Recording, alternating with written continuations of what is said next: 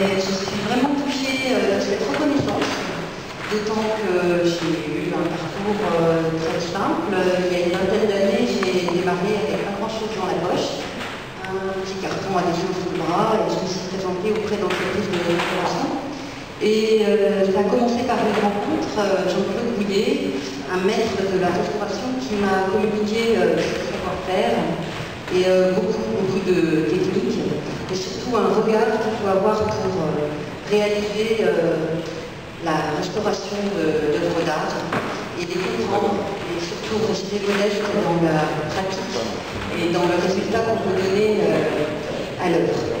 Alors, il y a une dizaine d'années, j'ai créé l'entreprise, ma petite entreprise, qui m'a permis de réaliser des créations chez les particuliers et puis de continuer la restauration en partenariat avec d'autres entreprises. Et il y a eu 2 ans, cette petite entreprise est devenue la société Pictura, structure qui me permet de répondre à des marchés plus importants. Voilà, je travaille actuellement avec 5 à 6 personnes en moyenne, et c'est une belle aventure qui me permet de continuer cette activité qui me passionne.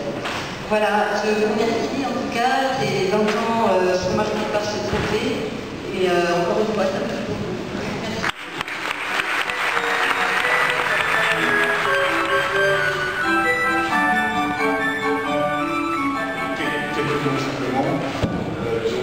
Nous sommes une vingtaine de personnes qui cachent en couverture. J'aimerais aujourd'hui, bien sûr, remercier la remise de diplôme et les organisateurs, mais en particulier insister sur la formation qu'on doit donner à nos ouvriers, aux exécutants, j'allais dire de base, parce qu'en ce moment, on a pas mal de difficultés économiques, ça mes collègues entrepreneurs vont confirmer, mais également à recruter et à conserver des gens qualifiés dans nos entreprises. Voilà. Donc notre entreprise, personnellement, on s'est impliqué à la fois dans un organisme de formation qu'on a créé à Saint-Marcelin qui s'appelle Apple, à la fois fait la formation sur la restauration du patrimoine, mais également sur les reconstructions. Et sur des groupements d'artisans de façon à travailler un peu plus intelligemment. Voilà. Est-ce que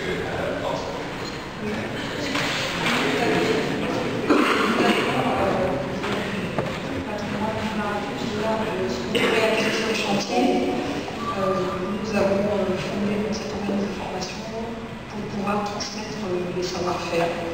Et je pensais un jour, on a mis en place une première formation qualifiante d'ouvrier professionnel en restauration du patrimoine. C'est une formation polyvalente et qui va démarrer à l'automne. Donc on recherche des candidats et des entreprises pour travailler avec nous sur ce gros projet qui nous a demandé de travailler. Voilà. Merci beaucoup.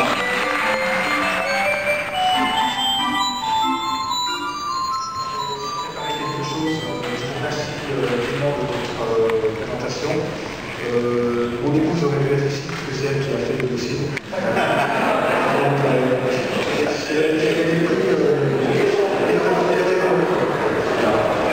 C'est son métier. Je pense. C'est son métier. Je voulais vous remercier, parce que j'appelle les intervenants de nous avoir primés pour la communication. C'est un trophée que je partage avec mes compagnons, David Coutefarge, Jean-Philippe Bosnan, le nouvel apprenti Anthony Montero et Kevin Delorme, qui est à l'école ce matin. La communication pour une entreprise artisanale, c'est d'abord et avant tout la communication à l'intérieur de l'entreprise, c'est essentiel. C'est la communication aussi avec les clients.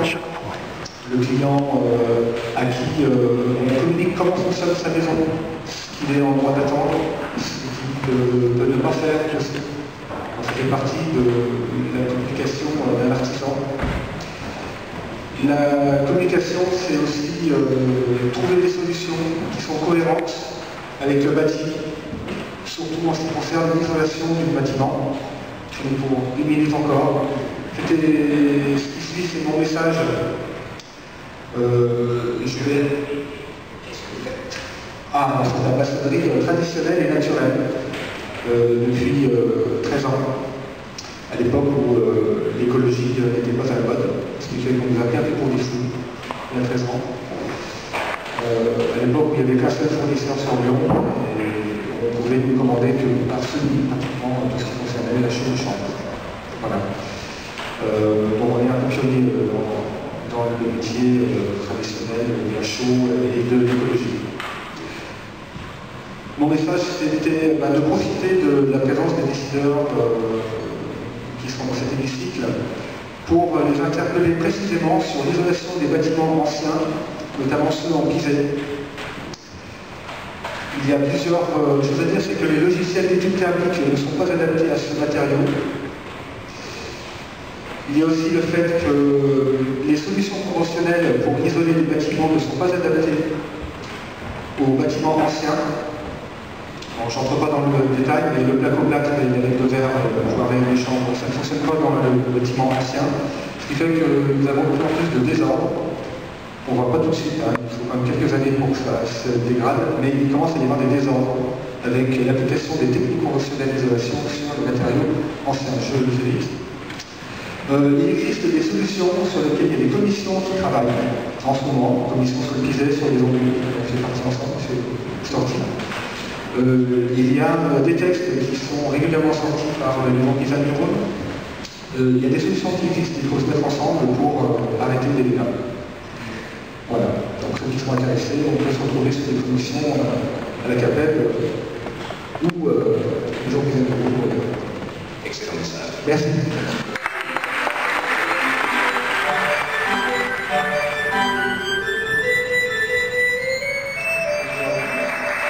Présenter rapidement le Caracol, le scope de 8 personnes aujourd'hui.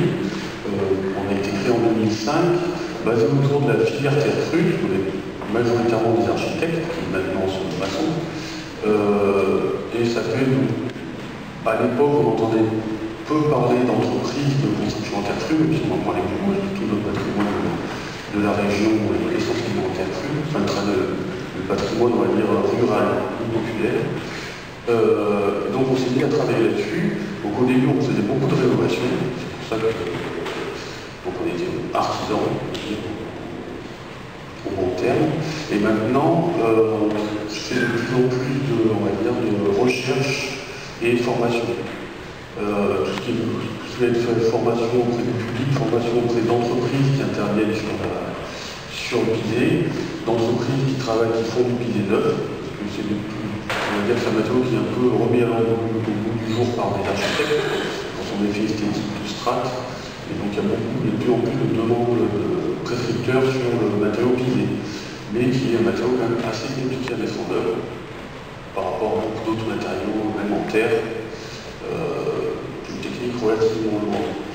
On forme beaucoup à ça, et on fait de la recherche actuellement, donc à la recherche à l'échelle de notre entreprise, mais on est quand même beaucoup soutenu par la région et aussi par l'Europe sur une technique de terre coulée, c'est-à-dire remplacer en gros le béton ou le ciment par du béton ou d'argile. Voilà, après on pourra après quelques difficultés techniques pour essayer de surmonter, essayer de trouver une recherche. Voilà.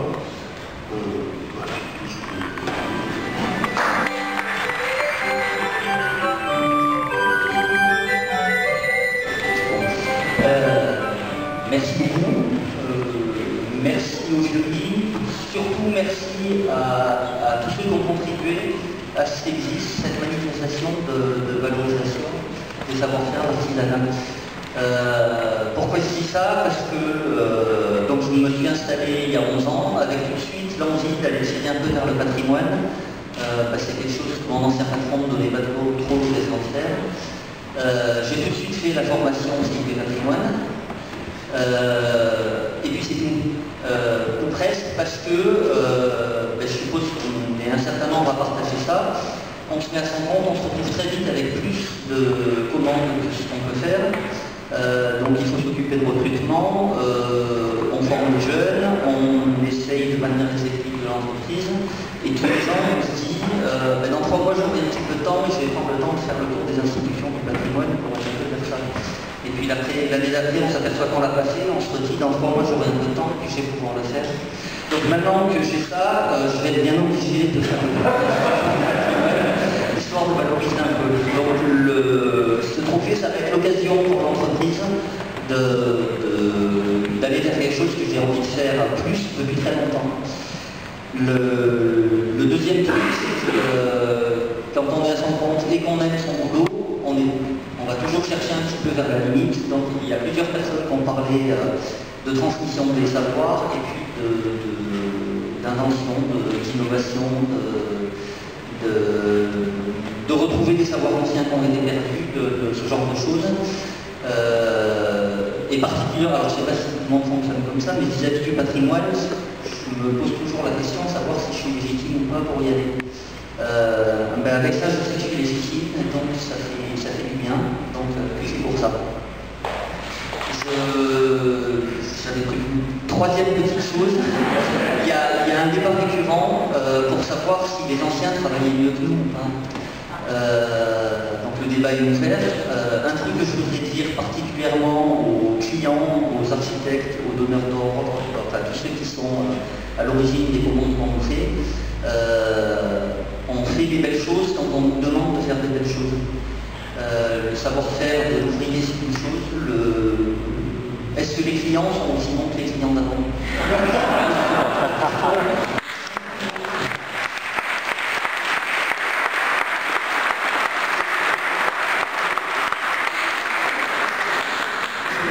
Si vous nous demandez de faire des belles choses, on vous les fera, et si on ne sait pas les faire, on apprendra à les faire.